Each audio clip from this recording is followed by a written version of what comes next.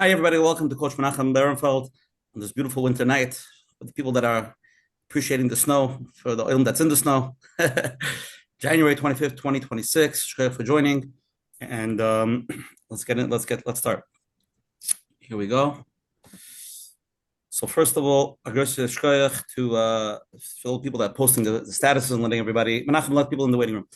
And the platform for growing and posting it. As I say, every share is not for everybody, but post it. You never know who's for, and it could be could really help a lot of people. And as Rabbi Y. Jacobson says, and Rabbi Moshe Weinberg, it's a sichas chaverim, a place to really ledach inyanim and Klal Yisrael, and to get some clarity. Baruch Hashem, tonight we have a chashva rav with us, so hopefully we're going to get some more clarity.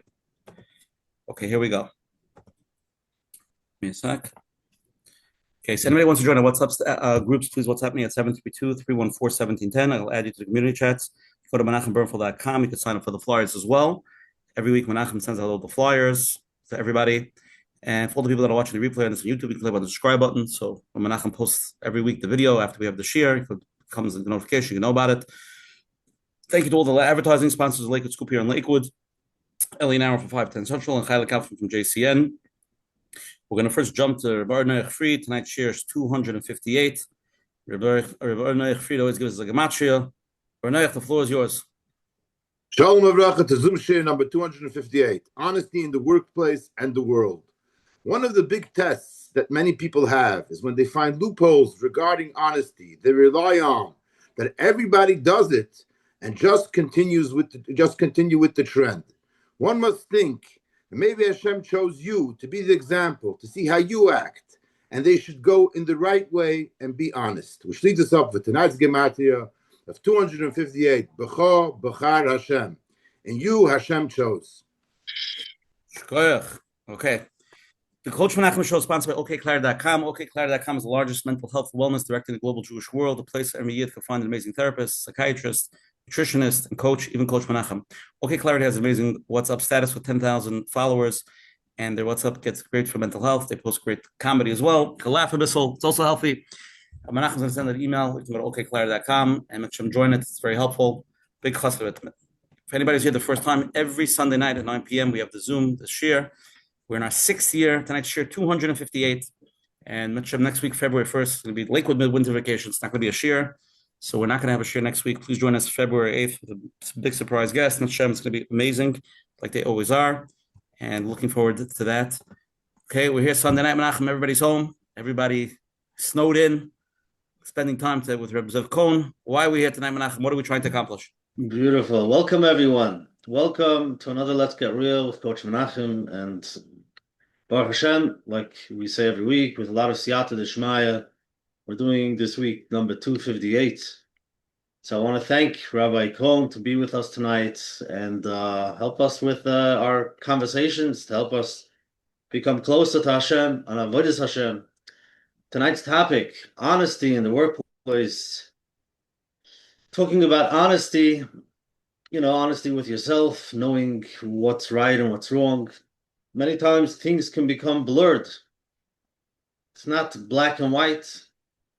And especially in today's days, we get pulled in. And we have to have our values straight, clear, and knowing what's right and what's wrong. It's important for ourselves, for the chinuch, for our kids. And we're talking to people that want to do the right thing. We all want to do what's right. And we want our kids to do what's right. We want to teach by example, not just telling them to do what's right. You want them to see it from yourself. But many times it becomes a science. So it's important to talk about it. And another concept is, when we're in yeshiva and we're learning, we have shifas. We many times think maybe we'll become or we'll be able to stay in learning for a long time. And then if we find ourselves in the workplace, and we haven't had a chinuch of how to, and sometimes people can feel it's second class. They would love to be learning, but now they can't. They have to support, so they go to work. So it's a little bit second class, and that's where the Nisyonis creep in.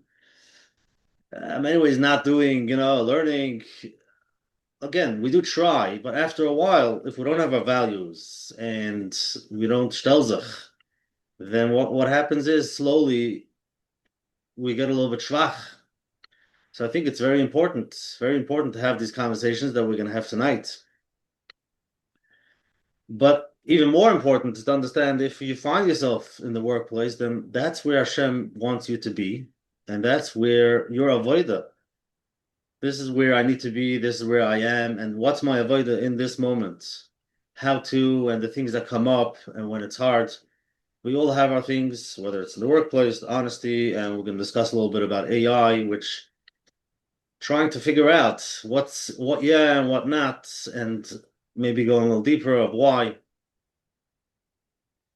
So yeah, it's important to have these conversations. So shkoyach, I want to thank Rabbi Zev Cohen to be with us tonight, with us, so we can open up the conversation. Again, do we have all the answers? Maybe not, but at least we can put it on the table and see what's going on and what's our tafkid in Mitzvah Hashem. Shkoyach. Okay, let's open it up.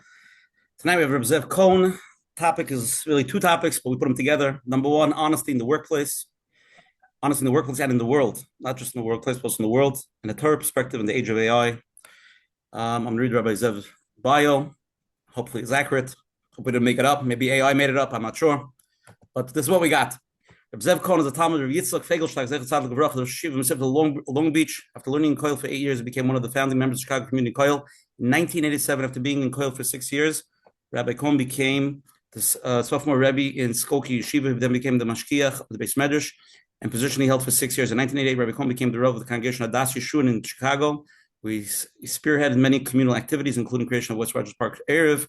1999, Rabbi Cohen became the Rosh Koil of the Choshev Mishpat Koil, which is located in the Shul. He's the co-chairman of the Midwest Conference of the Synagogue Rebbeim. Rabbi Cohen has made over 150 tapes of international dialogue daf series and published a number of articles, both in local and national journals. It's chus to have Rabbi Cohen here with us tonight, and a very, very important topic, and it's very, a lot of questions and a lot of, stuff. So thank you for coming, Rabbi Cohen.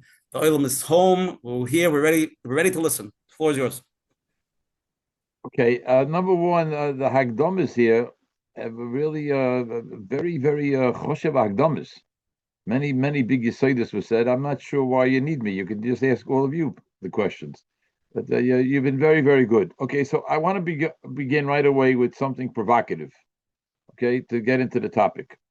The Gemara says in Avodah Zorah that the Chashmonoyim answered an Isser for a Yid to live with a Goyish woman, Chas v'shol. So what happened before they answered it? It was mutter?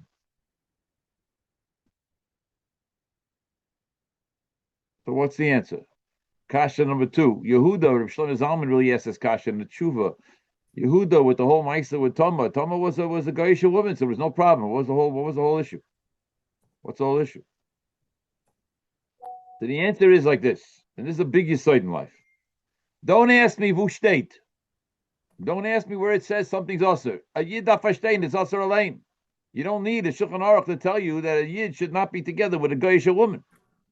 Chazal later on codified it, put it into Shulchan Aruch, whatever they did.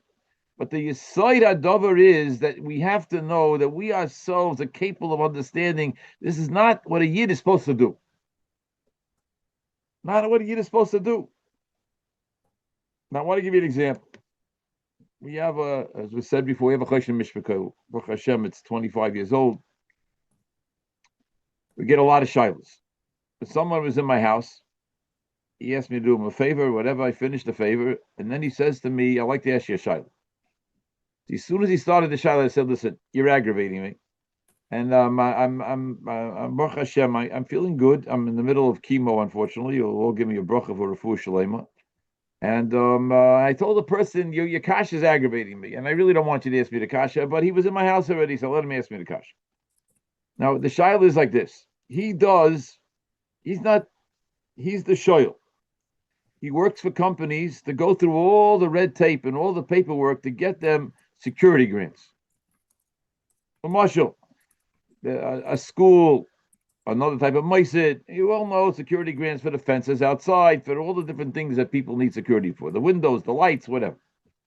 So he says to me that he writes up these security grants, and he knows that the people he's writing them up for, if the security grant is $200,000, they say, we'll bill it at $240,000. So for extra $40,000, we'll put in things that have nothing to do with security. Or for the extra $40,000, we'll split it. The mice will get 20 and we'll get 20. Was is schlecht? So that's a very aggravating shiloh. I'm going to tell you what's aggravating about the shiloh. I'm going to break it down. Number one, it's Geneva. Geneva Zakum is awesome and Torah according to the way we pass in the Shulchan Aruch and Siman Shin Memches. Number two, it's Geneva's Das. Geneva's Das is innocent deraisa for a non-Jew as well as a Yid. Weiter innocent deraisa. But number three, anybody in the world who has any shaykhis, you cannot have anything to do with technology, but everybody knows that I'm 71 years old. I grew up in America. My mother grew up in America. My father grew up in America. And we all know that we're living through the worst time that we've ever been in recent American history as far as anti-Semitism is concerned. So does anybody want to give Madani fuel to say that I'm working on security grants in real estate in Manhattan and Madani finds out that I'm shaving off the top $40,000? Does anybody want that to happen? Is anybody taking a chrayas that this should not happen? So don't ask me who state. It's not a Vushtate Shaila anymore. It never was a Vushtate Shaila. If you're a Yid, you have a Chrayas to Yidden. Besides Pashtetzach as a Yid, you have a Chrayas to your relationship with HaKadosh Baruch Hu, was mentioned in the Hagdama. But you have a Chrayas to Yidden. This is not a joke. It's not something which is only relegated for Rosh Yeshivas and Gedolei Ador or Dov Landau as a Chrayas. I don't have any Achrayas. I can do whatever I want. It's not true. It's not true. We have Achrayas. So such a Shaila comes with Achrayas. You're guaranteeing that you're not going to be caught. Every person in jail says he wasn't going to be caught. Every single one. So here we have a shaila of what is the answer to the shaila? The answer to the shaila is a Yid doesn't conduct himself this way or herself this way. That's not what we do. That's not what we do. You don't need a din until we're not going into the whole shtickle Torah right now. We didn't need a din to tell us a man shouldn't live with a goyish woman. We don't need a din to tell us you can't cheat on security grants. And don't tell me as everybody does it. We're way past that. Anybody who's out there a night like tonight wanting to listen when he could be doing a million other things, we're way past that. So when I was asked by Coach Menachem several times, yes, no, finally tonight it worked out. I said, and he said, what do you want to talk about? I would like to be mechazik everybody. We're so special. Everybody listening has a gewaldige, a pure neshama. Nobody wants to do what a Kodesh Baruch Hu doesn't want. So don't ask who state. Don't ask everybody else is doing it. Understand yourself. You have your own barometer to understand yourself. This is not something I'm supposed to be doing. It's not something I'm supposed to be doing. Not only because I went to yeshiva, not only because my parents are frum, not only because I'm frum. I'm a Yid who wants to have a shaykhus with the Bayrei. I'm a Yid who has a chrayas to the rest of Klal Yisrael. I'm a Yid who's living in a time with his anti-Semitism all over the world. So just because I can make myself another $20,000 or another $40,000, that makes everything else mutter. Makes nothing mutter. If you need $40,000, the Kodesh Baruch Hu can send it to you in ways that are far, far cleaner than any type of shayla that I just discussed. Okay, so we should go weiter. We should talk about the AI subject. We can leave this and then take questions. Let's talk a little bit about AI, and then we'll go into questions and let the conversation go. Okay, so what I want to tell you about AI is the following. In my lifetime, there were major issues that took place in Klal Yisrael. The first major issue was TVs. When I grew up, everybody had a TV. I didn't know anybody who had a TV. I grew up in Boston. When I moved to Boston, I was 11 years old. I didn't know anybody. The Boston Rebbe didn't have a TV. I didn't know anybody else who didn't have a TV. So what happened? The Gedolim fought. We moved to Chicago in 1981 to join the Choshen Mission, to join the Chicago Community Kollel and Rabbi Levin. Ram Chaim Levin Zatzal, the Rashiv tells, it was a bris. He came to speak at the bris, and then afterwards he said he started screaming about TV. I never heard anybody talk about it. Every time he spoke about TV. And Gedolim fought it and fought it and fought it, and now we all know a TV is not something anybody has front and center in their living room when you walk into the house. It's not there. Not in the kitchen. It's not there. Baruch Hashem. Then we had another fight. Big fight. I'm not telling you every fight. I want to tell you a number of fights. We had a fight about marijuana. Marijuana already, I was old enough to be involved in the fight. But Moshe wrote a tshuva about marijuana. So from that tshuva, you could dig a mahalach and figure out a path to what's the issue with marijuana. And then we came to technology. We had Ramatis Yozatzal. I was likely to be very close to him. I was very involved with him as an out-of-towner with City Field. He led the battle. And as he said many times, Ad Mesiris Nefesh v'Yad B'chlal. He led the battle. He led the battle. And here we are now. I didn't say every single machlokes, but you can figure them all out. Here we are now with AI. Who's leading the battle? Who's leading the battle? I don't know. And I myself am not orangutan enough yet. I've spoken to people. I'm working with people. I'm working with from person in Shul who wrote a book on AI. It's a ganze parsh. Now I'll tell you something about AI. That the Britzkerov said about his father, Reb Chaim, Reb Chaim he could see the ramifications of something 10 years in the future, 20 years in the future, a long time into the future. He said on himself, he can see 1 year into the future. I can't see into the future. What am I? I'm comparing myself to the Britzkerov, to Reb Chaim. But I do have a good sense of red flags. Every single one of my red flags has gone off with AI. You want to ask me why? AI is gewaldig. AI. A woman said to my wife, she wants to make whatever it is, a simcha, and then she has to serve chicken to 50 people, and she's going to serve meat, and she's going to serve side dishes. How much chicken should she get? So instead of calling 5 or 10 of her friends who were going to guess, she called AI. AI is gewaldig. Of course, AI is going to present itself as being gewaldig. That's what the Satan always does. But if Bacha says, he writes an open letter, or Bacha writes an open letter and says that I went to sleep as a Ben Torah and I woke up as a poet because AI told me how talented I am. And for 2 months he was involved with AI at Ein Sof until he finally said, that's it.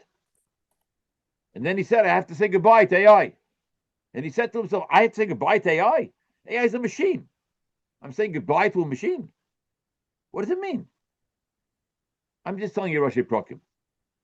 And I'm telling you, I don't know, I'm not in the workplace. I speak to people in the workplace all the time. What you said earlier is a gewaldige word about being in the workplace, and I've said Vaden on it for 25 years on that Shiloh. What am I supposed to do? I learned in Koilo, and I steiged in Koilo, and now I have to go support my family. What am I supposed to do, and how am I supposed to make it through a day in the office, and all the different things with Chosh and Mishpat, and Noyer Chaim, and Yeridei, and Evan Ezer, all 4 Chalakim and Nogay all the time.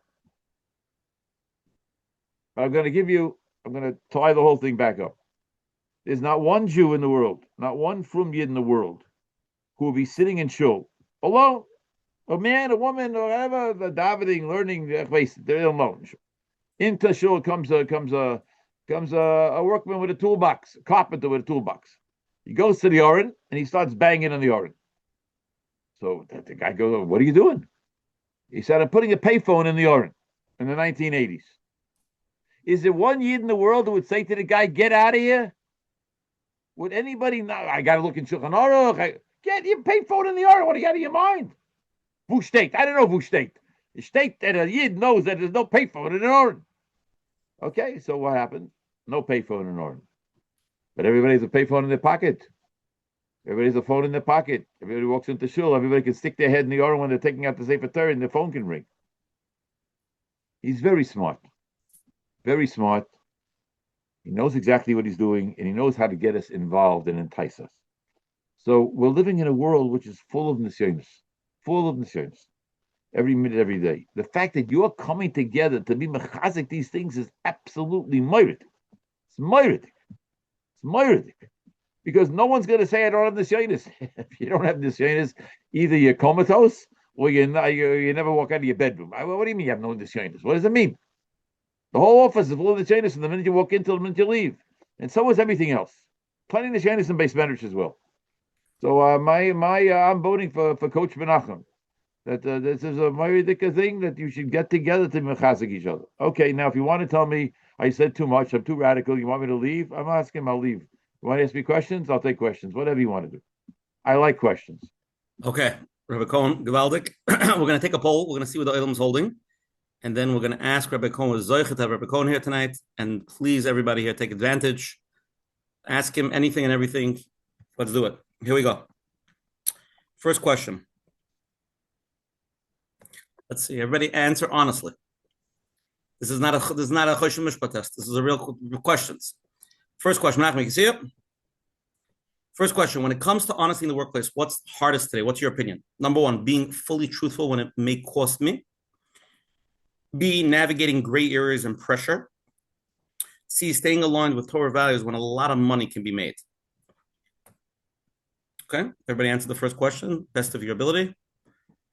Number two, do you think modern work culture has blurred the healthy boundaries between men and women? It's either yes, somewhat, or not really. Three options. Number three, with AI changing how we communicate and present ourselves, what concerns you the most? Number one, authenticity and truth. Number two, ethics and responsibility. Number three, how it affects relationships. Number four, it will open doors in many areas, both positive and negative.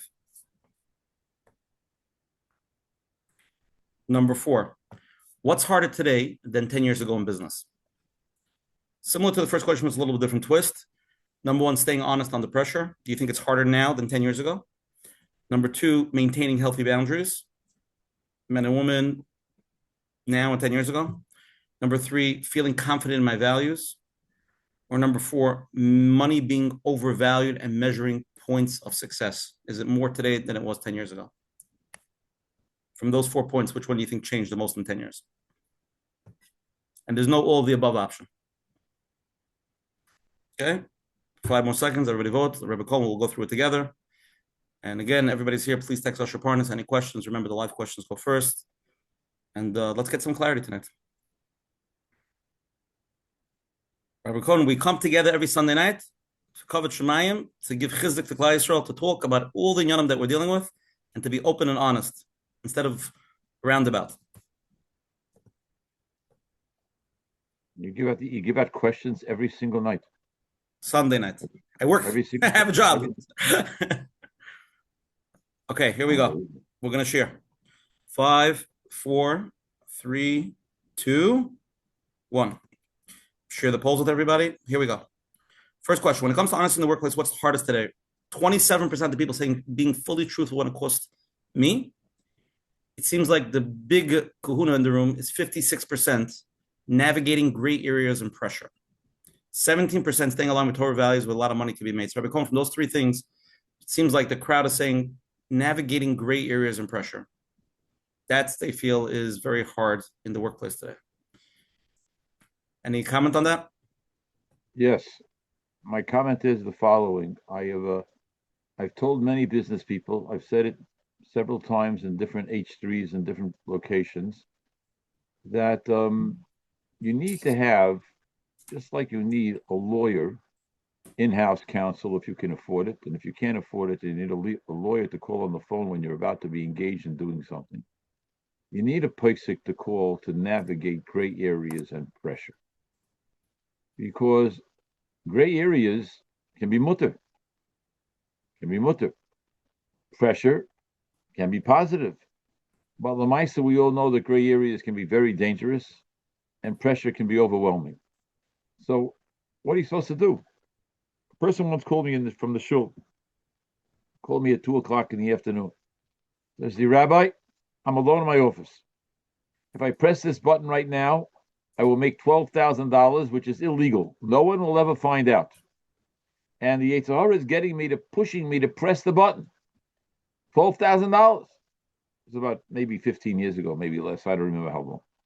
A lot of money. Even today, it's a lot of money, $12,000. So he went through and he was Ayman. He didn't press the button. I know it's not always possible to call your Rav. It's not always possible to have a relationship with your Rav. But if you want to ask my opinion, it's the most important thing in the world. You need a Mashiach when you're in yeshiva. You need a Rav / mashgiach / mentor, whatever, when you're in the business setting. Because Rabbi Cohen, he'll just give my son the money. What's the problem? Yeah. What does Maisa have to do with the Geneva? Maisa Geneva, the Maisa Geneva. Kash is it. Kash is it. Chas v'sholom, it doesn't kasher it at all, and the Maisa money is not worth a nickel.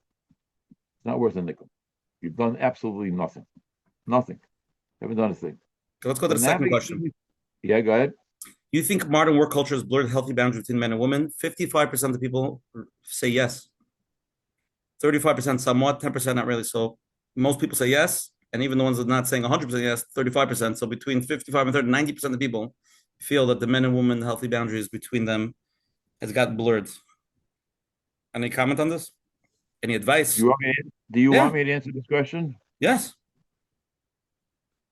Okay. I'm referring once again, about 2 months ago, there was an H3 in Chicago. They asked me to speak. I told them I will speak, but I'm going to tell you what I'm going to speak about. I spent about 6 weeks working on this shiur. I get nervous every time I speak, but I was very nervous about this. I got 2 shilas in the last year. And when I get 2 shilas, that means I'm in Chicago. The East Coast is 100 times. Usually that's the ratio, 100 to 1.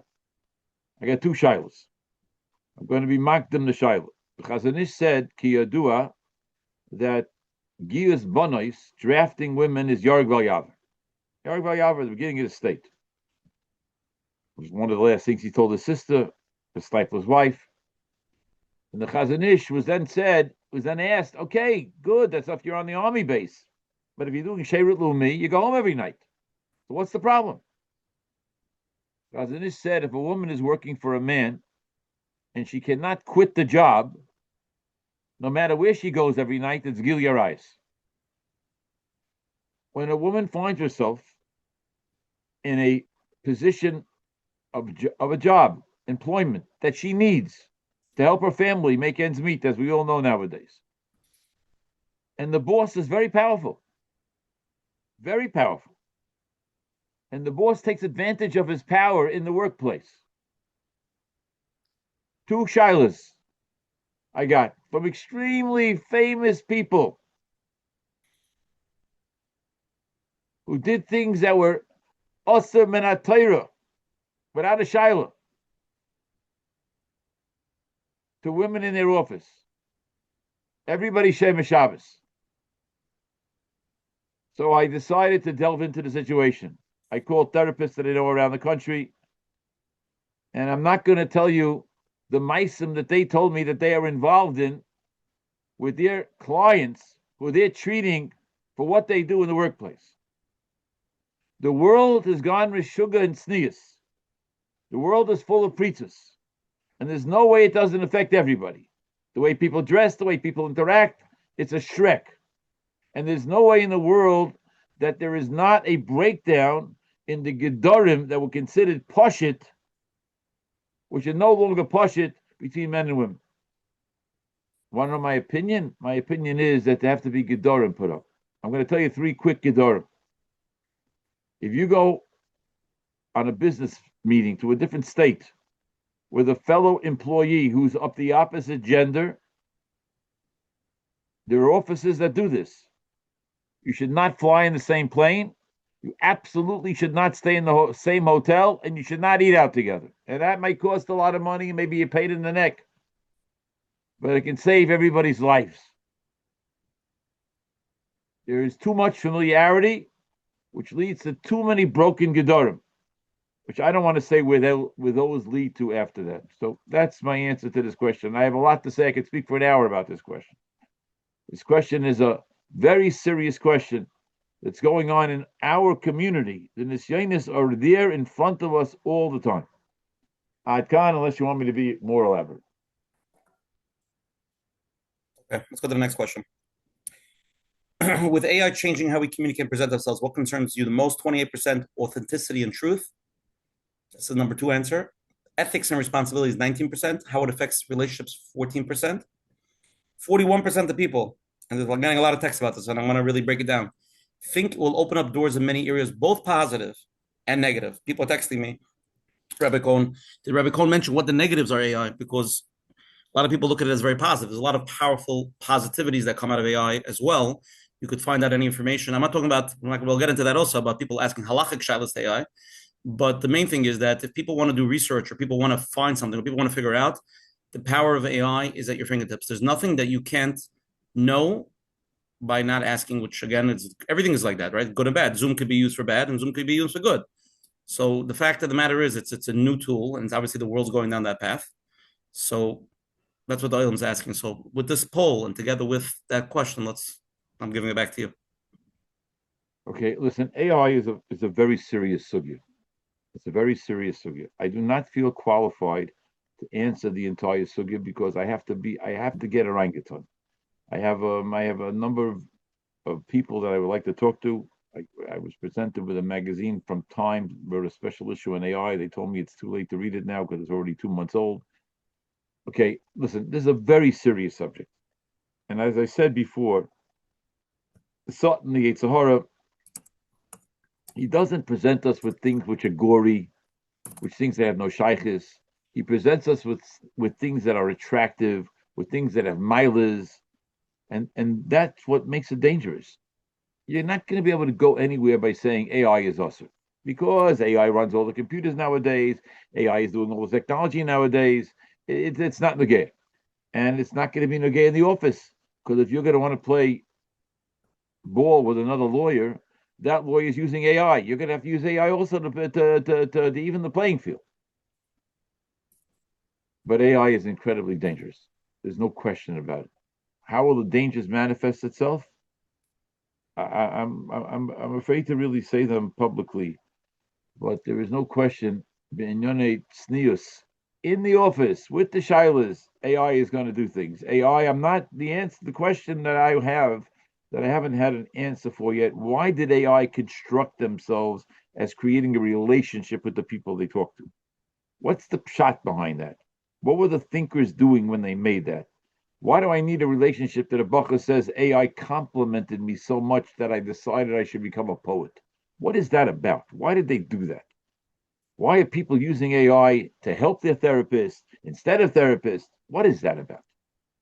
Why did Rabbi Piadsky from Silver Spring write an article this week? My wife read me the article. Why are there people who are turning to AI to connect to God, as quoted from the New York Times? What is going on? What is going on? So you want to know about AI? I'm not ready to give an answer yet. It needs a lot of research. I'm not ready to say anything yet without really researching the subject and knowing clearly what the subject is. But the pitfalls that I've heard about. One of the members of the Koilel, a gigantic Talmud Chacham, was sent a Klei Yakar by AI. So he asked AI where the Klei Yakar is. They sent him the car. So he went back to AI and said, I checked it out. It's not there. Then he asked AI, are you lying to me? And AI said, yes, we made up the whole Klei Yakar. What does that mean? What does that mean? Why did they engineer a tool that does that? What else does it do? I'm going to use a bad word. How deep does the rot go? I don't know. And then, of course, the question is that it's so beneficial. It's so helpful. Yeah, AI is a really serious subject. And you guys who are here tonight, who want to listen and are also in the workplace, you're going to have to help me, help us, help the Rabbanim to tell us what's really going on with AI. What's really going on with AI?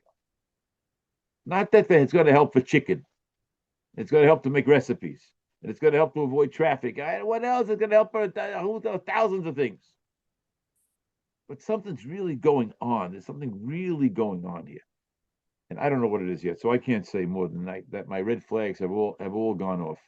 And I don't know where we're headed. I don't know if anybody else knows. I'm going to say also, anytime something new comes out, the first thing is that we shut it down, right? Whether it's cell phones, whether it's Zoom, whether it's internet, we go and we shut it down. And then what happens is some people, some things we could, and then people just do it anyway. So then it's we also asked for cell phones.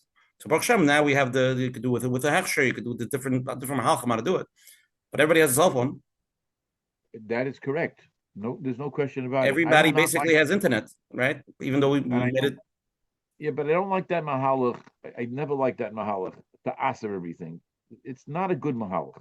It might be mahalach for high school boys, or maybe beis medrash bochum. It's not a mahalach for balabatim. You can't aser. You have to explain. You have to be a orangutan in the sugya. You got to get into the parsha. It's a sugya, and then once you're in the parsha with the sugya, in shul, I'm not telling everybody to do this. In shul, every Shavuos night we learn one sugya, controversial sugyas. So one Shavuos night we spent the whole Shavuos night on marijuana. It's a sugya. It's a sugya. I spoke to the Gedali Ador about it. It's a sugya. Rav Moshe Shuva, it's a real sugya. It's a real sugya. Phones, it's a sugya. Ramat Shel was a orangutan in the sugya. It's a real sugya. What do you do with the sugya? How do you figure out the sugya? And then I went to the Novominsker with 70 Rabbanim. He called a meeting. I first became Rav, maybe it was 35 years ago, and he said you can't ask the internet. Novominsker said that. Novominsker said, Novominsker Rabbi, you can't ask it. It's not Nageya. And the Gaya, this person was at this school saying he doesn't use it in his school. He goes to the library in those days. It's not no Gaya. And when we know we're all using it and all the different things that people are using it on. But okay, but it needs several serious Talmidei Chachamim together with several serious Balabatim to get a orangutan in the sugya and then to explain what's going on. Answering doesn't and the other people say you got to matter because you got to live in the world. That's not an answer either. It's not an answer either. You have to be a orangutan in the sugya. Okay, it's going to come out soon. People are orangutan. We're trying to make meetings and things are going to happen. But it's a complicated sugya. It's a complicated sugya. Let's go to the last question. What's harder to than 10 years ago in business? 11% of people staying honest under pressure, so they think that's the least problem than 10 years ago. 32%, which is the number 2 answer, maintaining healthy boundaries. So again, it seems like the boundary thing with the men and women is very powerful. 3, feeling confident in my values is 15%. And 41%, the number 1 answer, Rabbi Cohen, you ready? This is a big sugya. Money being overvalued and measuring points of success. Oh, yeah. Okay, this is a very, I'm a smiley guy. I'm a happy guy. You're asking very serious questions. I'm very impressed. I'm really impressed with what this is the Olam. This is what the Olam's saying. This is what they're saying. Okay, I'm impressed with what I don't mean you. I mean the whole Olam. I mean you in the plural. You're very impressive. You're thinking. And you're trying to diagnose what's really going on. Can you read to me again what number 4 is? What were the words that you used? People feel 10 years ago money and being a measuring point of success was less than now. Today, people overvalue money and they view it as, he made $20 million. He's a successful person. Right. Not that it wasn't like that 20 years ago. It was also, but it was on a lower level. But they're saying there's incredible pressure now.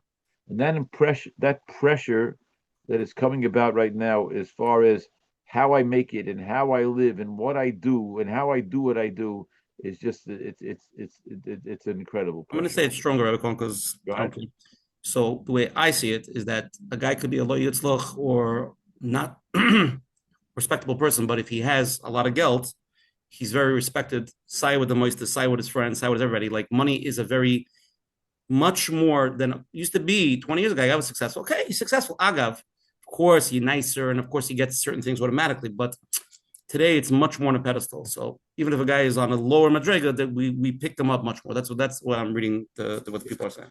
In the Yigeres Ramban, it says that we are mechaber ashirim. Correct. Because I'll talk about being mechaber ashirim. There is such a thing as being mechaber an asher. Kodesh Baruch Hu gave somebody ashiris. However, and I stress again, however, ashiris is only a maila if a person feels the achrayus of what to do with his money. If a person doesn't feel the achrayus of what to do with his money, having money is not a maila. It's not a maila because you have money in the bank. It's a maila because you feel the achrayus of what to do with your money, as Rav Shach Zatzal gave incredible cover to Reichen. But this pressure now of the things and the things I own, and again, I'm only using Chicago as a model, that somebody should complain to her father, who's a Rav, that right now we're talking about the midwinter break, and how can we only fly to Florida? It's a bazillion. We have to fly to Cancun. How could a child say that? I'm not saying every child said that. I'm not saying the majority of children said that. I'm saying the minority of children said that. How can anybody say that? How could somebody say, I'm embarrassed to fly to midwinter, wherever we're going, an economy, whenever all my friends are flying first class? The wealthiest person in shul, in my shul, flies economy. He's wealthier than I guarantee you than anybody who's on this phone, and probably everybody together. He has more money than everybody together. He's still flying economy. I'm not telling you that I don't mind getting upgraded because of my miles and get upgraded to first class. I know it's a better seat. I'm not saying that, but the pressure of what we need, the pressure of what happens at Chosam Kala, the pressure of the car we drive into the shul parking lot, the pressure of our suits, it's wrong. It's wrong. And the question is it's a very, I mean, you see what the answer is. The answer is 40%. That's what people are saying. They're feeling this pressure. We have to stop this pressure. It has to be stopped. That we have to be able to. I know it's a hard thing to say. We have to remain normal, and that's a very hard commodity. It's a hard commodity. Hard commodity. The fact that 41% in this program say that answer, that's horrific. I was afraid that was going to be the most popular answer. It's horrific. We're living a life of pressure. I don't want you to push all my buttons over here. You'll never. Graphic artists are right now leading Klal Yisrael. That's who's running Klal Yisrael.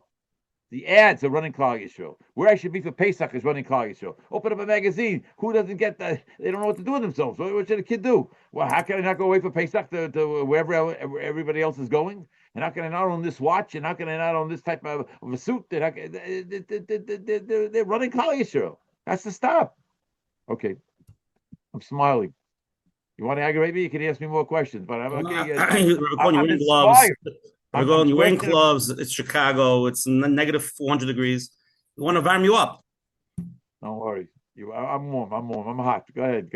Okay, let's get some I'm live so questions. impressed by this oilam. I'm impressed by what's going on here. It's impressive.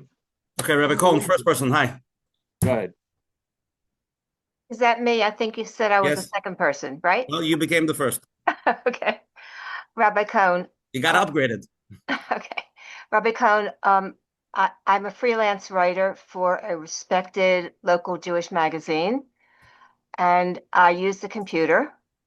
I don't want to use AI because I'm afraid of it, but AI is coming on my computer, even though I'm afraid of it, and I don't know what to really do with that.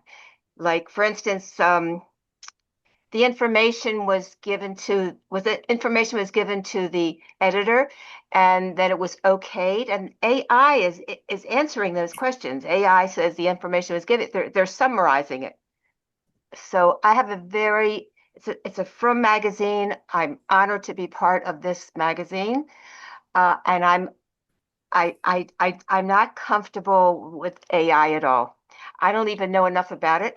I know the TAG here in Baltimore had a session for women. It was pretty much filled up. How to deal with it, and probably I should go into the next session. But I hear everything you're saying about relationships, about putting ourselves out there with AI, and I want to know, how can somebody who wants to continue to write and wants to continue to give over whatever I can, use whatever gifts Hashem has given me, how can I do that if all these things are coming up, and how do you deal with it? Yeah, I will tell you, I am involved with TAG on a national level. And Megatli, my Shadru, they're wonderful people. I spoke to them today to make an appointment because I don't want to answer your question. I don't want to answer your question with shooting from the hip. I don't want to answer your question without really being able to give something which is, serious and concrete. I will tell you that I'm extremely impressed by the way you asked the question. Your Shemayim is very obvious, and that's a very important thing. It's a very important thing because I can't tell you. I don't know the sugya well enough what is going to happen. I do know that that big Talmidei Chachamim told me that they use AI to be mishaper the lashon of their drushes and their chaburas and their shiurim. Okay, what should I tell you? I can't. I'm. Rabbi Cohen, what happens if you're stuck on a very difficult child and you just ask AI to look it up for you? Yeah, I understand. You're stuck in a very difficult shiloh. I, for one, would never ask AI to help me. I would try to call my chaverim. I'd go into a corner and daven and ask Hashem to get me the right sefer to find where the shaila is. I would never call AI. It's oxymoronic. It's oxymoronic to work with Torah and call AI for a shaila. It's oxymoronic. It's destructive. I don't want to say more. I don't know the kishkas, but the kishkas of AI it's a computer generated, a combination of who knows what. What do you Just mean to you're give you getting a this Magdam with document? AI, if you use it like Google just to search something and get information, it's not much similar. The problem is when people use it as advice. And even though it Right. could give you advice, and even though a lot of it is accurate, they also could make up because it's programmed a little bit to go with your flow. That's So what if you just somebody said. goes with the mahalach, That's right. smoking is bad, it will keep on going with your mouth. If you say smoking is really not so bad, it will follow your trend of thought and a little bit feed you. So there's a lot of articles going on that people commit suicide on AI because they start talking as a therapist. If they start saying to the press, they say, "Oh yeah, life is really like," go with their trend of thought. That's where it gets very dangerous. People use it as a That's right. therapist, and it just That's really what right. it does is it mimics what you're saying. But I'm saying in Lundis, they told me AI again. I've not used AI. They told me AI can give you an answer to a shaila. Yeshiva shalomdis, Hasidic shalomdis, halachic lomdis. This is a very sophisticated tool, which can give you a bunch of things. But now we're on a separate subject right now about Torah with AI. Talking to the question that what do I do in the office with AI, where the questionnaire is nervous about where it will take her. That's a very good question. I don't have an answer. I'm not ready to answer it yet. All right, Okay. I want to make Thank you. I want to, I don't know if you call it a joke. I'm not wearing gloves because I'm cold. I'm wearing gloves because the chemo makes me cold, not because Chicago makes me cold. Oh, But you okay, should have a fine. refuah shalema. Oh, man, thank you. Yeah, go ahead, please continue. Let's go to the next Unbelievable. caller. Rabbi Osher, before we Yeah. continue, I think we don't know, and like Rabbi Cohen says, we're still have to do the research, but a little chizik because the world is going there, and in a way, many are like is scared talking about what else is going on in the world. There's a lot of scary stuff, but this is also something that we see the world going there, and we're trying to figure out how we're going to hold on tight, and how can we mechazik ourselves, or maybe we should understand just being able to find the answer in three different ways, Torah, that's not what Hashem wants from us. It could take longer, and we have to harve. But the question is, what can we, as Yidden, when we see the world is going there, how can we, hold on to something, the chizik that we need? That's the question.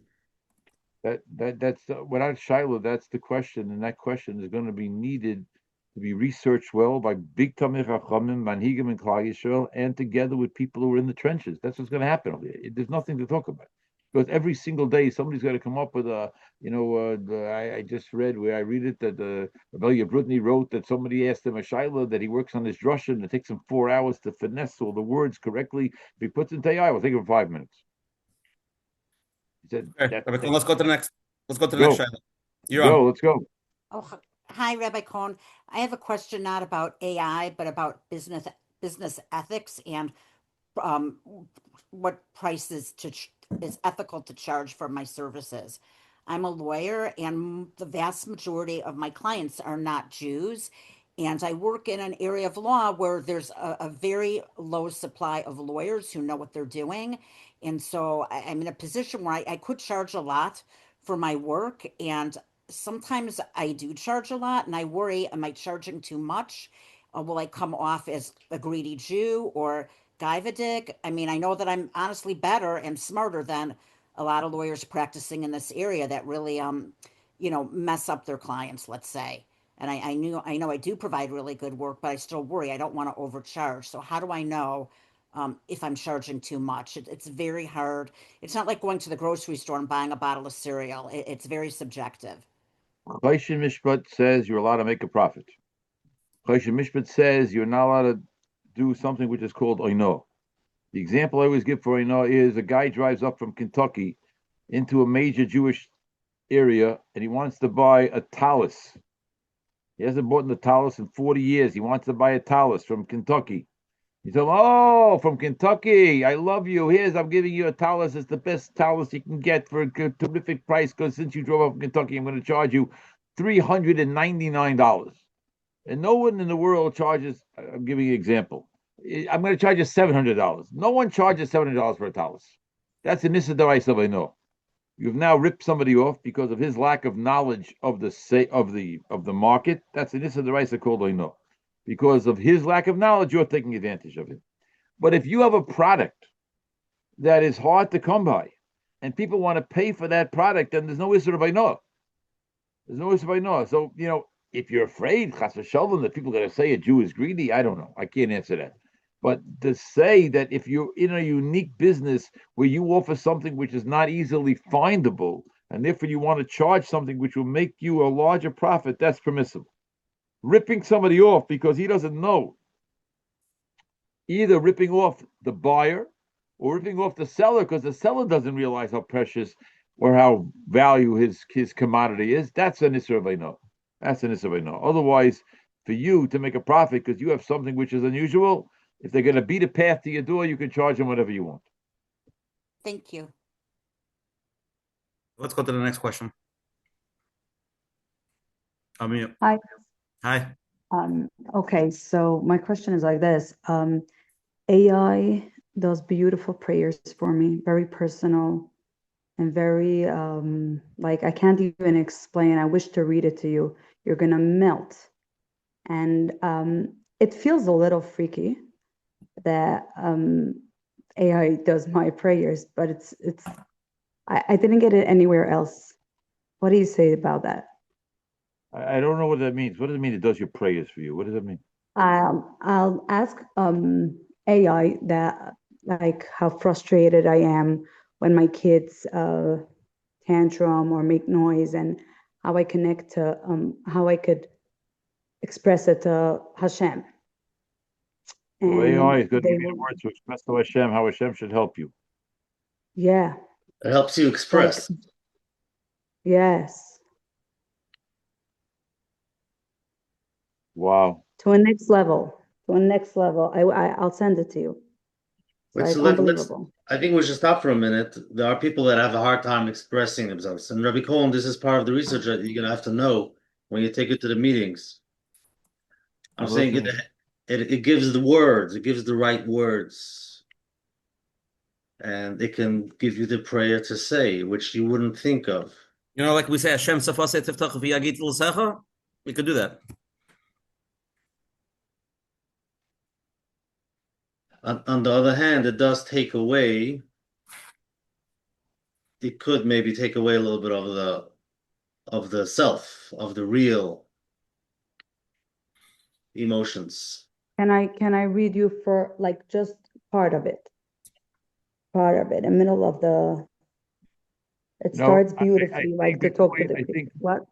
I think before you read part of it and put it out on this platform, which can go out to thousands of people, do you have a Rav? A few. Okay, I think you should ask one of your Rabbanim who know you. I would not want you to put this out. At least in my opinion, wow. I wouldn't want you to put it out. No, I think you should ask a Rav. I would tell you if it happens, I would like it to happen. If there would be a meeting as I'm trying to organize, or just whatever, between high level manhigim, rabbanim, rosh yeshiva, whatever. This is one of the first questions I would put on the table. That's where AI is. Here we have a woman again who's presenting with Yiras Shamayim, would like to be able to daven to Hashem for a tzorech that is important to her, and turning to AI to give her the words to talk to HaKadosh Baruch.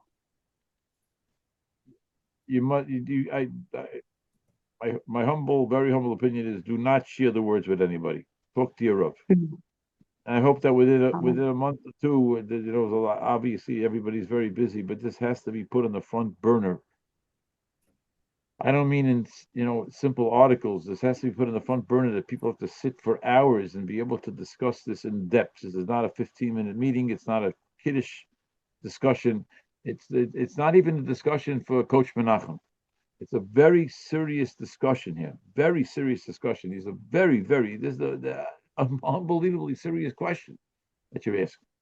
An unbelievable Can I question. send it to you, or it's like trash? You You can wouldn't send it read to it. me. You can send it to me, but the reason I want it on, I don't want a 15-year-old boy or girl to hear that somebody devised a tefillah daven to Hashem from AI. Email it to me. I'll send it to Rabbi Cohen, Okay. and he'll take it to the meeting in Mitzvah. Wow. Okay. All right. Thank you. Good night. Also, Atzlacha Rabba, Kadosh Baruch Hu should answer all your tefillahs. Your tefillahs that come from the heart. There's nothing better than tefillah that comes from a woman's heart. Should be only with Atzlacha Rabba. Thank you. So here's a question that came in. I work in a competitive professional environment, and sometimes I feel pressure to exaggerate or present things in a way that's not fully honest, just to keep up. I want to succeed, but not at the cost of my integrity. So he's trying to, he's getting pulled on both sides. What's the Eitzah? The Eitzah is to know Shulchan Aruch, because it's also to do that. You can't present anything that's illegal or not factual in order to gain an edge. You can't do that. You can't do that. Rapam Zatzal once heard him say that somebody came to it. He said there was a Yid in, I think, Brownsville, right? The old neighborhood Brownsville, or East New York. There was an Erlich Yid there who sold linens, and someone came into him and said, "Is this the best pillow that there is?" He said, "The best pillow? How do I know what the best pillow is? This is a good pillow. The best pillow. We should be a store when I grew up as a kid in Brookline. The best glasses in the world. What? The best glass in the world? What do you want?" So if everybody knows you don't mean it, maybe it's mutter. But you can't say anything which is not completely honest. And those are very good shilas. That's Reish Chav Ches and Choshen Mishpat about about Hilchos Leino. It's very far from Pashut. Very far from Pashut. You want to make money? HaKadosh Baruch will give you money. HaKadosh Baruch will give you money if you keep halacha. And keeping halacha is a nisayon. Okay, good. To find out what the halacha is and keep the halacha. Don't make up a way for me to get a little bit more money by doing something which is not 100% legitimate. Ask her of the child. Let's go to the next question. You're on. Hi, thank you, Rabbi Cohen. I hope you have a first time Rabbi Karov. Everything should be there. I wanted to ask, at work, they keep on telling me to use AI before I send out an email to make sure it's the right format and whatever. And I don't really like it. I don't want to use AI. I don't believe in AI as my way of someone using my words, and I just I want guidance on that. Like, is it okay for me to run my words through AI and use it, or? So here you have a different shiloh, which is it's a variation of the shilohs we've been discussing. Your boss is asking you to put your words through AI so that it will come up better, they'll come up cleaner, they'll come up more accurate, they'll come up more presentable, they'll make a better impression.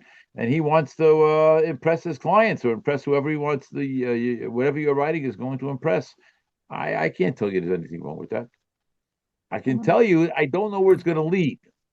But for the boss to say to you that our competitors are using AI and they sound more sophisticated than we sound, and we have to play catch-up ball, and I want to even the playing field, as we said before. Okay, that's a different shiloh. That's a different shiloh. But where it's going to... Go ahead. They want the employees. I'm emailing employees. They want it to be very nicely written for the employees. Right. I understand what the boss wants. I appreciate what the boss wants. He wants his office to be run on the highest level possible. A boss says, "Listen, the carpet in this office is stained. Change it." You don't want to change it. You don't need a new carpet. The boss says, "I don't care what you need. I need my office to be presentable. I want it to be presentable." So that's a problem. That's an issue. That's a serious issue. Serious issue. How that's where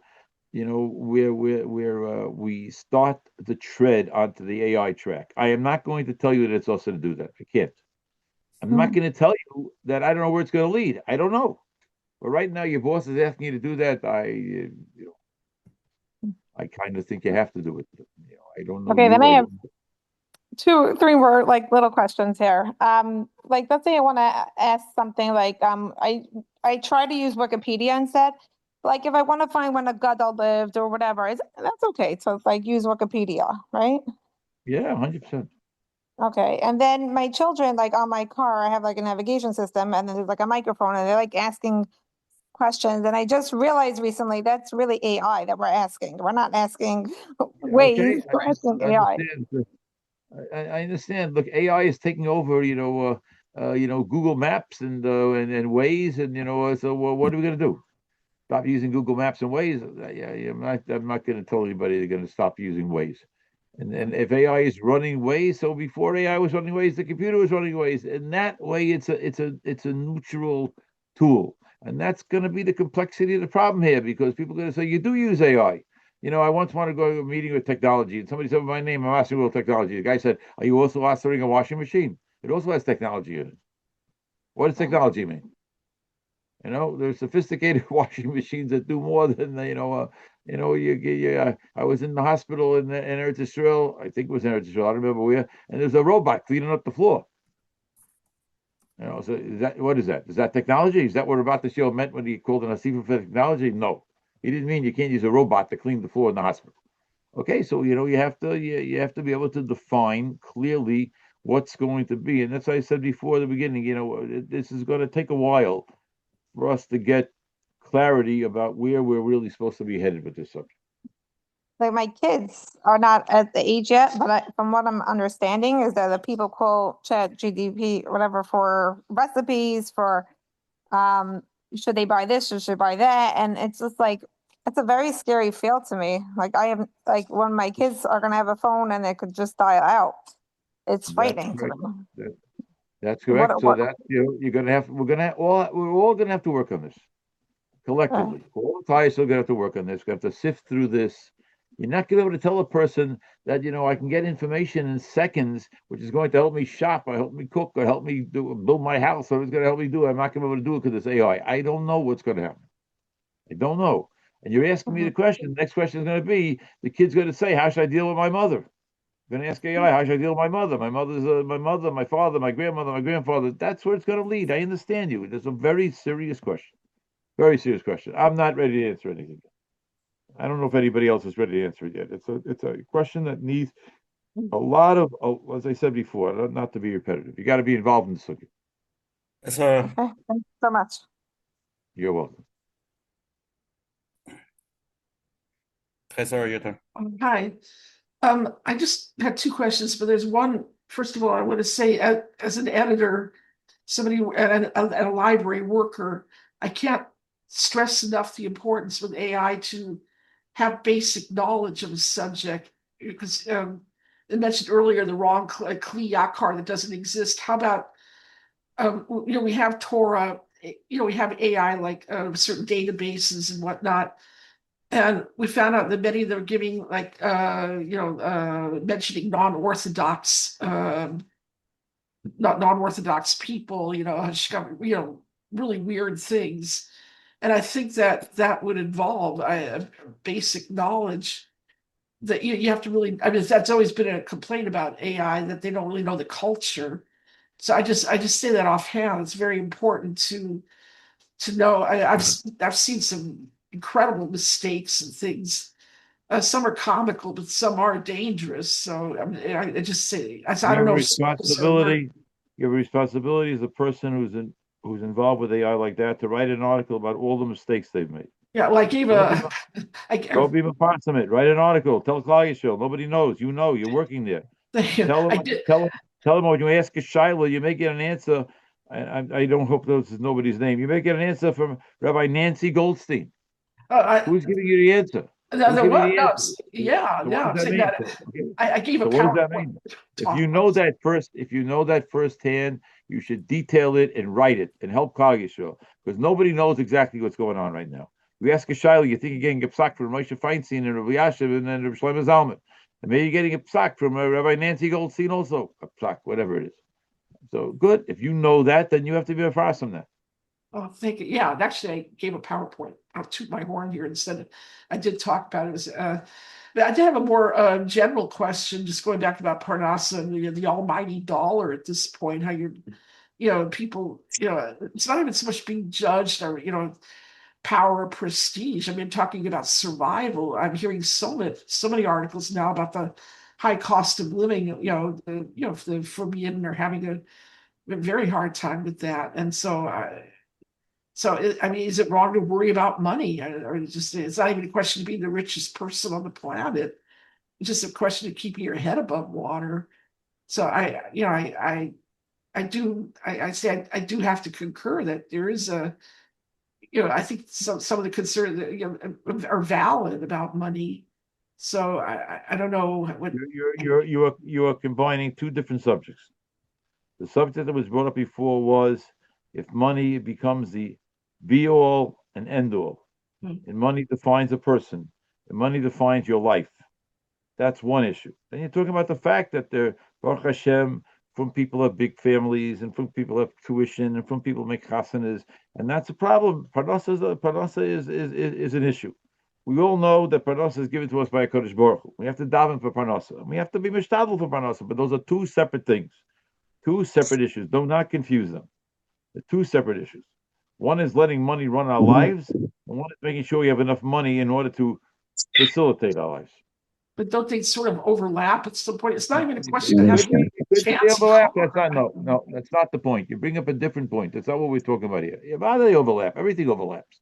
Everything overlaps. But that's not the point right now. There are two separate issues going on. One is pulling Klal Yisrael into places where we don't have to be, and that is the push to upgrade our vacations and upgrade our cars and upgrade our clothes and upgrade our food. Everything has to be upgraded. Everything has to be upgraded. You can make it through Hanukkah without $14 donuts. You can make it through Hanukkah. I don't mean to sound cynical, but that's not what defines Hanukkah. Because somebody has a snappy ad that defines Hanukkah, it does not define Hanukkah. I'm sorry. How do you deal with it? I guess maybe you have to be a good parent. You have to be a good person. You have to work at it. You can't just go with the flow. This is what we're talking about here. This is why the people are on the phone here now. This takes work. You can't just say I'm going to do what everybody else does and just go along with the flow. That's not the way a Jew lives his life or her life. Hey, Rabbi Cohen, let's go to the next question. Go ahead. Hi, you're on. Hi. Hi. Can you hear me? Yes. I'm being. Oh, okay. Thank you. Firstly, I wanted to come and I wanted to say to Rabbi Cohen, personally myself, I want to really, really thank you. It's been a long time that I've heard somebody who's so emistic and is so, I can't explain it. It's like you don't get people who will be so upfront and answer the way you are answering and saying. My question, that's one point I wanted to say to you. Thank you for that. The second thing that I really want to bring up is I don't think a lot of things are in our hands anymore. I really, really don't.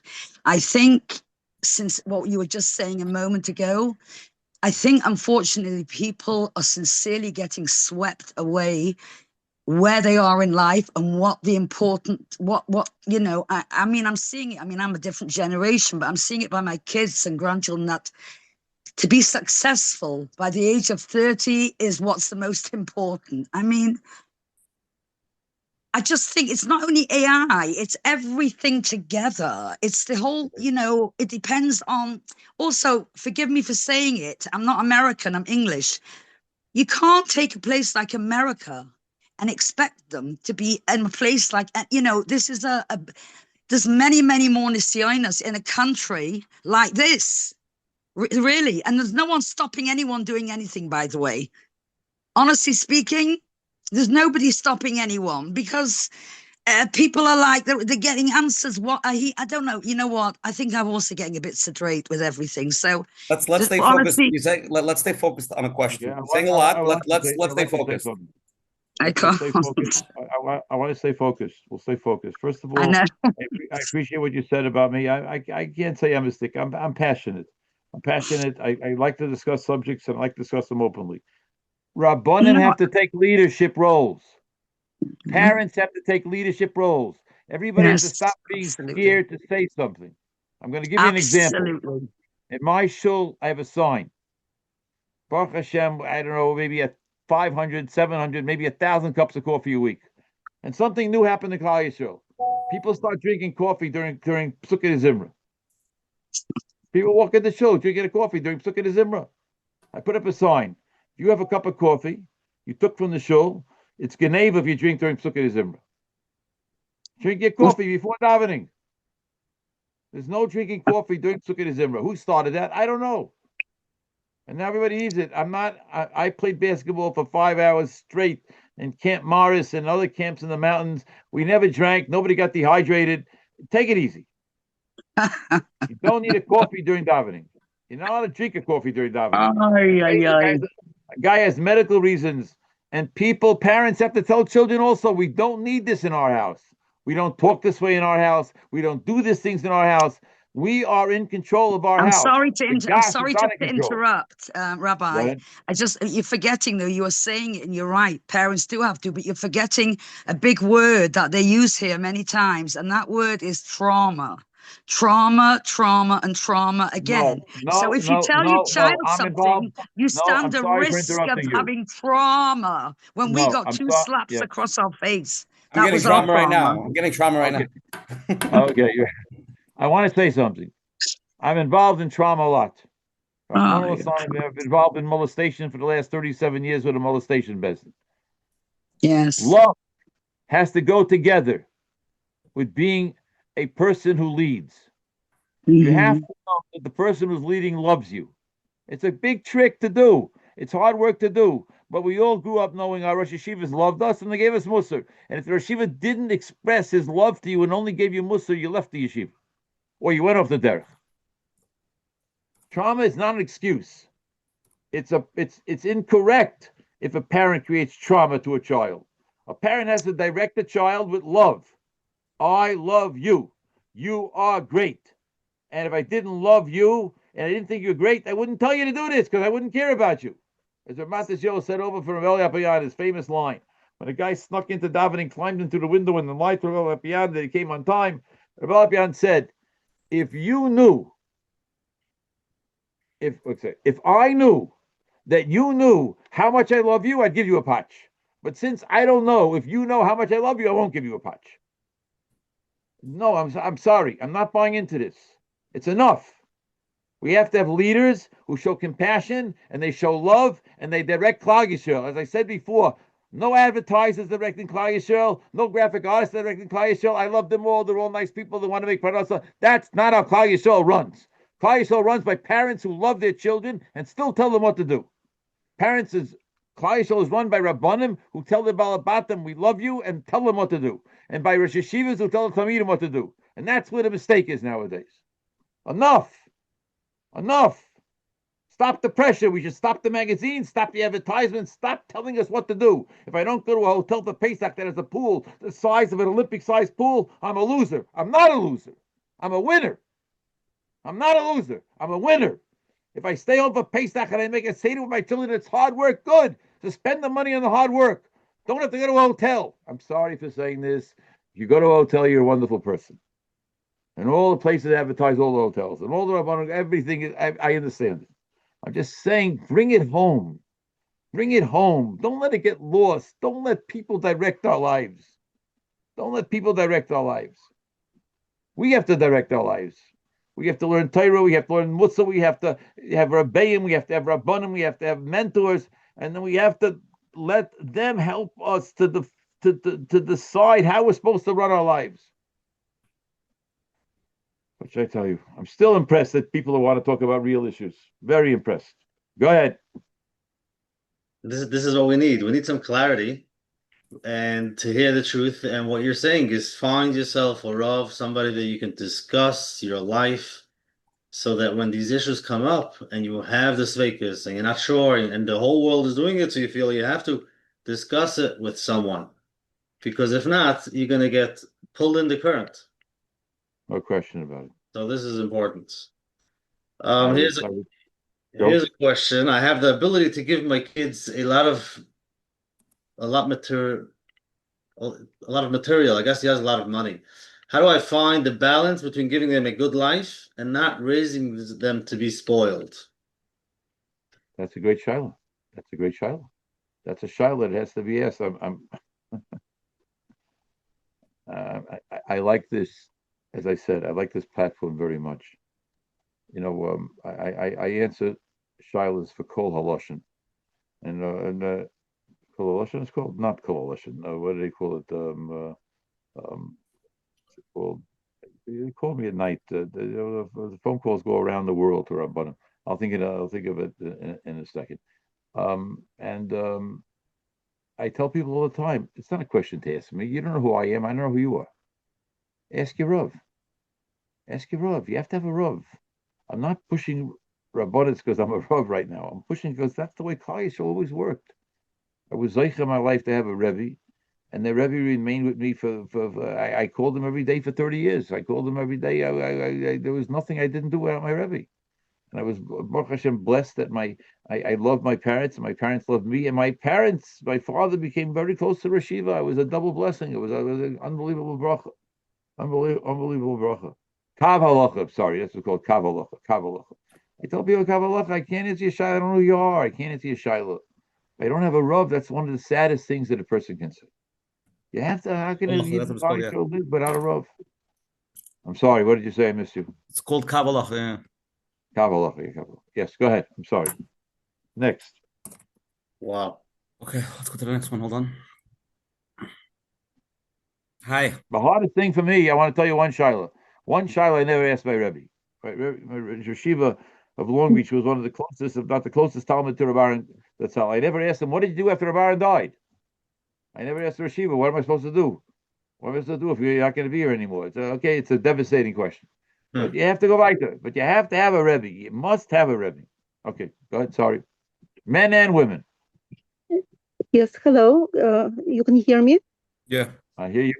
Okay, thank you so much for taking. Okay, first of all, Rabbi Cohen, thank you so much for saying what you're saying. It really resonates with me, and I will reach out to Coach Menachem to get your contact. Possibly I can, connect with you if that's possible. Okay, so again, I turned on a little bit late, but I've been on the program for an hour. So the way I understand it, I feel that the reason money plays such a big role today is because the value of it became futile. You understand? Today, the media, the internet, we see these wealthy people, this Amazon person and the other Elon Musk and everything, and Instagrams, and you understand? And it's even if it's not money oriented specifically, whatever they promote, whatever they're showing, has a monetary underlying element to it. That's one thing. Another thing, also, like on American currency, right? And God we trust. We understand it's a capitalist country, understandable. And of course, a person that is more monetarily secure, can provide themselves more monetary comforts. But again, because it is cultivated that if you don't have they don't give, and especially also now with the bitcoins, you understand, it's it's just everything it's like even a person I'm interrupting you for a minute. So what is your question? You asked. Yes, pardon me. Yes. So and that is why it is very hard for somebody like myself, for example, who has strong values and that are beyond money. Even though I had upbringing where I had financial security, I wasn't spoiled, but it's very difficult. Like for example, I'm a single woman, right? And I have female friends, that are professional, that are making 100 over, a year, for example. Maybe that's not a lot, but they're professional women. And they tell me, girlfriends of mine, they said, after you get a man's name, the second question, you don't even begin liking him. The second question you ask him, what does he do for a living? which, in my case, because they know me well, is practical, because I have an artistic like temperament, and because I'm an emotional female. So, so anyway, but and in I had to like literally train myself not to start liking a man at all. It's not because it probably relates to, until I knew his profession and how much he was making. Not asking, but estimating and stuff like that. Do you understand? Maybe my answer is a little bit haphazard. I'm sorry. And I'm not understanding your question. What are you trying to say? I'm not getting your question. Tell me your question in one sentence. What's your question? So how is it that, okay, how is it in the world that we live in today, a person can be happy, can be content, and not worry what his friend, next door neighbor, or Okay, when I'm they going to turn say off something which is a little bit, maybe a little bit harsh for some people to hear. Who says you need Instagram? Who said you have to see what other people are doing? Why do you need Instagram? Why do you need YouTube? Why do you need that? Why do you have to listen to what they have to say? Why do you have to be bombarded every day by what people are doing? It's not Nagaya. What do you need it for? Not what you need. You need this. You don't need. What do you need it for? People that turned off the WhatsApp statuses and people stop watching the news, they find themselves to be much happier. Yeah, that's right. The people that call up and say what's going to be the end of the world and World War III starting are the ones that watch the news every day. The other ones are very happy. Not only the news. Not only the news. The people in Chicago were supposed to be 8 below and 20 below with the wind chill, and everybody's going crazy. I went to shul. Everybody, we had more than 100 people came to shul Friday night. It was not the end of the world. You put up a few more sweaters and you come to shul. But if you make such a deal and you listen to the weather and they make it sound like the world is going to be over, so you don't know what to do with yourself. Take it easy. I'm running the world. Kodesh Baruch Hu is running the world. Yes, go ahead. Let's go to the next question. So somebody sent in this question. Rabbi Cohen, feel free not to answer it. The question is, when people make an industry or you're involved in an industry, but the industry itself is not an ethical industry in this person's opinion, how should you deal with it? And I'll give you the example if you want to hear it. And go ahead. The cash advance industry, a lot of Fremidin are involved in it, and they feel it's very not ethical. Which industry? I didn't hear which industry. What did you say? Cash advance industry. Cash advance industry. Yeah. Okay. So there was a letter put out by the Rosh Yeshiva in the Poskim in Lakewood about hard money loans. It's hard money loans, which is money loan people give it 13-14% for people that are buying houses for short term, and then there's cash advance, which is different, which they take your credit card, they lock it, and they're charging you 40%. Right. Okay. So it's a finer Yiddish man should find the finer parnos. That's not the best parnos in the world. I'm not answering. I can't answer, but lost his wife and clothes. But a person is in a. All these scam callers who call up. They call you up to scam you. But somebody got a hold of my doctor and called me up that my doctor said I should change medications, whatever. So I tried. And I finally got a hold of it. I said, hey, can I ask you a question? How do you get up in the morning if your whole parnasa is to lie to people? How do you get up in the morning? So he hung up on me. If you have a parnasa, your whole parnasa is based on taking advantage of people in a way that's real. So I don't know. What are you doing? What are you doing exactly? Again, I don't know enough about every individual person. I'm just saying if you're in a business which is built on taking advantage of people, it's not kishma. Not kishma. Okay, Rabbi Cohen, let's go to the last question of the night, and then we'll go to the closing segment. Okay, last question of the night. Let's go. Rabbi Cohen's ready for everything. He's warmed up. Okay. On the question where you said you could speak for an hour on it, I believe it was the second question. Would you please say more about it? Remind which question are we talking about? That's a question about inappropriate behavior between genders. Was that the second one? I can't tell you. It's the best of my knowledge. Yeah, that would be great. Thank you. Well, I would like to tell you, I'm not telling you should do this, you shouldn't do this, but I'm talking for men and for women to doing anything more, and you yourself know when you cross the red line, you can't do it. It's not a shaila whether it's yichud or not yichud. It's not the question. I can tell you now for the next 10 hours about all different shailas that are so wrong. They're just wrong. But I'm going to end by saying something to you, okay? I've said this many times. I'll say it to you as well. I don't mean to you personally, to all of you.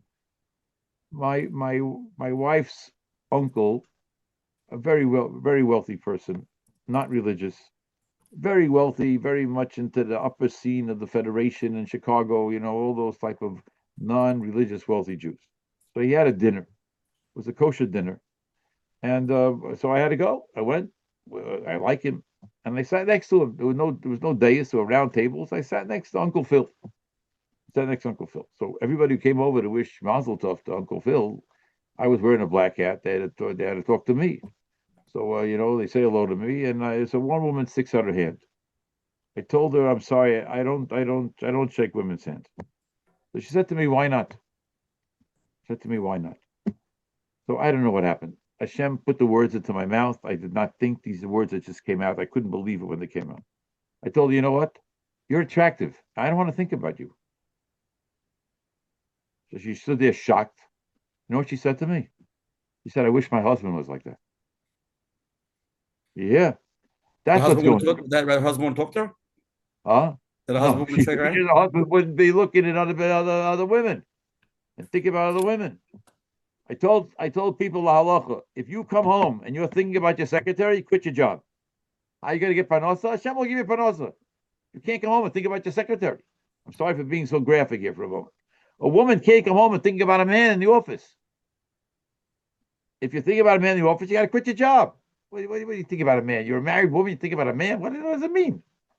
Just want everybody to understand what Rabbi Cohen sits on many bezdins and dayanim. He deals with this day and night. So just want everybody to understand. This is not made up. This is what he deals with. Oh, yeah, 100%. You can't do these type of things. HaKadosh Baruch Hu wants that there should be gedorim. I'm not talking about mechitzas to the gazoo. I'm not talking about you can't talk to a woman. I'm talking about you have to understand when you cross the geder. You all know, everybody knows when they cross the geder. It was wrong to do. It was wrong to do it. Wrong to do it. Okay, so you have to know that. And the office is not a heter. Office is not a place where you matri surim. Shulchan Aruch states outside the office. When you go into the office, you're bringing Aruch Chaim and you're bringing your day and you're bringing Even Ezer and you're bringing Choshen Mishpat. You bring him in with you. And if you leave him outside, don't go into the office. Okay. Rabbi Cohen, we'll do one more question. Sorry, it's somebody just asked. And then we also have the closing part, so let's give it a few more minutes. Go ahead. Okay. The last question of the night. Here we go. Hello, Rabbi Cohen. Thank you so much. It's absolutely gewaldic. My question is as follows. I totally agree that children should be taught to live with less, and we don't have to have everything so fancy, and everything doesn't have to be up to par and up to the Joneses. But we have a partner in chinuch. In today's world, we have something called school. And there are partners in chinuch. And my very big problem is that my partner in chinuch is not teaching that to my children. They're not teaching it to them when they're having big fancy siyums. They're not teaching it to them when they're having very expensive trips. They're not teaching it to them when to raise money, they're making Chinese auctions that are up above and beyond. They're honoring and giving special treatment for people with a lot of money and giving them kavod. But I'm the other partner sometimes, and they're teaching them one thing, and I have to teach them another thing. How am I supposed to do it when the place that's giving them chinuch half a day is presenting it totally not the way I would love to do it? Rabbi Cohen, the shir is called "Let's Get Real with Coach Menachem." Shir is called "Let's Get Real with Coach." Okay. I don't know who I'm talking to, but I want to tell you two things. You are not obligated to send your child to that school. Number one, if you don't like the chinuch, go to a different school. Number two, if you can't, because you want to, you like the school, whatever else it is, your children have friends there, whatever, go make a meeting with the principal. You're allowed to voice your opinion. Rabbi, can I take you along to the meeting with the principal? Probably not. I would like to come. Probably not. Probably not. You know, listen. You hear her point. She has a point. I'd rather hear a point. I hear a point. I feel like also like it's a little checkmate because they want the boys to learn and make a geschmack, but when they make a siyum, they make this gorgeous rib steaks in the fanciest restaurants. But it's a little bit checkmate. I understand that. I understand. So instead of fighting the system, what they're doing is they're saying, let's take the gashmias and twist it into a kedusha. So boys, it's a twist on the chap. The gashmias has to be controlled. I want to say something. Maybe I talk usually very personally. When we first got married, 1979, we're living in Lakewood. So between the chasana money and my wife's the whatever she had from working beforehand, the kids said there were houses for the first time in Lakewood. I think it was $26,000, and if you put $16,000 down, you could get the house. And we had come out $16,000. The guy says to me, "Go buy a house." I said, "I'm 25 years old. My father did not buy a house until he was 54 years old. I am not buying a house at 25. I don't care if I can afford it or not. I'm not buying a house. I'm 25 years old. I'm also not buying a new car. I bought a used car, as did all my other friends in Lakewood in those days. There's nothing wrong. Okay, good. You have a better car. This guy, everything needs to be able to be, to whatever. What should I tell you? You need to be able to be grounded. You have to be grounded, and you have to be able to, your family will be grounded. You'll be grounded, and your kids will respect you, and they'll love you. My father, Rishon, was a big man. He used to carry us up the stairs. We lived on the third floor in an apartment building in Crown Heights. He would sing. He didn't have the most melodious voice, but he meant it from his heart. He used to say, "I'm a very rich man, even though I don't have any money, because I have a wonderful, wonderful wife and wonderful children. I have a wonderful family." Okay, that's what our children have to hear. We have a wonderful family. We love our children, I don't live in the door now. Where all my children are married, Baruch Hashem. My grandchildren are going through this, but it's a problem. It's a problem when there's nothing wrong with saying we're not in favor of this value system. Okay, I'd got. Okay, let's go to the closing, Rabbi Cohen. I think we could talk all night. I'm going to go to the closing part quickly.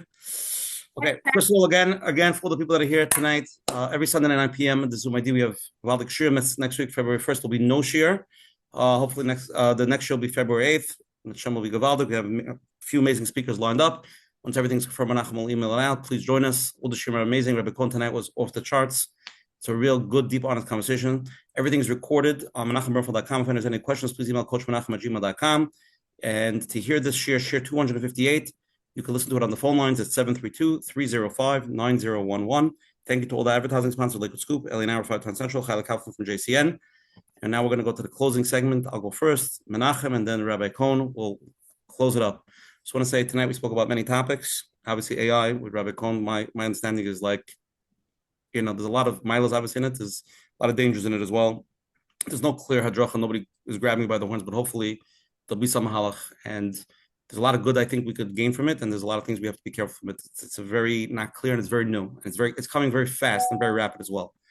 And as far as the other things we spoke about honesty and stuff, it's a nisayon. It's a big nisayon, and I think that we always have to be mechazik it. And I think the person that can call his rov when he has that shaila and he knows, and he knows it, I think that's a gibber. That's a real gibber. It takes koiches, but we do everything for segulas, right? We will fly, we'll come, we'll give tzedakah.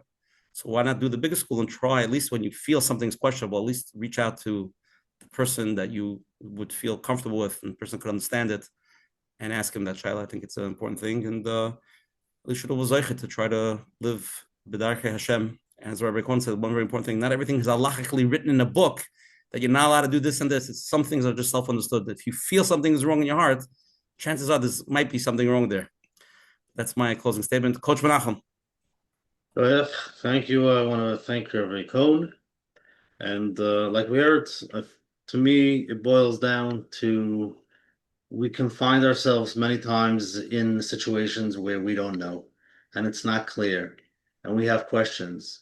And if you try to do it by yourself, you don't know where it's going to go, because we all have natias, and we all have, with it, maybe yeah, maybe not. But if you have someone you can talk to, I think that can clarify. And I know it's an issue for many to find the right person, to have a rav, but the other mahalach is to sit and be pulled into like we heard, like the whole world is pulling in one way. And if you don't have a way to hold on and to clarify, you just get pulled in. So my tefillah is Hashem should help us, every one of us, to have someone to talk to, a Rav that we can call and guide us, especially now. Before Mashiach comes, this is the Nisyonis that's going on. And this is what we need to do. So Hashem should help us all. Thank you. Thank you very much. Rabbi Cohen, what's your name? People want to say Tehillim for you. What's your name? Yisrael Zev Ben Menya. My mother's name Menya is Mem Ayin Nun Yud Aleph. Menya Rochel. Rabbi Yisrael Zev Ben Menya. Schus from the shir tonight and all the hundreds of people here. She'll have in mind. Do one thing with Rabbi Cohen, one thing a little honester. And Rabbi Cohen, leave us with your closing machshavas. After sitting 2 hours with an hour and a half with a choshev olam. If I say my mother's name is Menya Rochel, there's a Rochel there at the end. Menya Rochel. Menya Rochel. I'm going to say what I said several times. I'm just very impressed. I'm very impressed that there are people who want to steig. I say this all the time. I've not gone through all the Shulchan Aruch yet. I'm working hard to finish all the Shulchan Aruch, but I know for sure that there's not one sif in Shulchan Aruch that says, when I leave yeshiva or I leave seminary, I don't have to steig anymore. That's a mistake. That's a mistake. A person has to steig until the last second in this world. And that's what this Coach Menachem affords us. The steig. The steig means to talk through with chaverim of like hashkafa, even though we may not agree in every single detail, but we agree on one thing. We want to steig. I say that in shul all the time. We want to keep steiging. You never want to stop steiging. And don't say I'm in the office, it's hard to steig. It's harder, but you can steig. You can steig. Everybody can steig. Every man and every woman can steig. Everybody in their own way. And in order to do that, you have to be hooked up with people who are interested in helping you steig. Maybe Coach Menachem is one of the ways to do it. But everybody has to, on a personal level, in a shul, and a rebbe, a seminary teacher, whatever it might be. If everybody wants to steig, Mashiach's going to be here very quickly. That's our job. Amen. Keep Amen. steiging. Thank you for the opportunity. Thank you for coming on. Moedik. Everybody have a wonderful, warm night. And Hashem will see you in 2 weeks, Sunday night. Rabbi Cohen, gewaldig. Thank you, Kol Tov. Hatzlacha, thank you. You're all gewaldig. Kol Tov.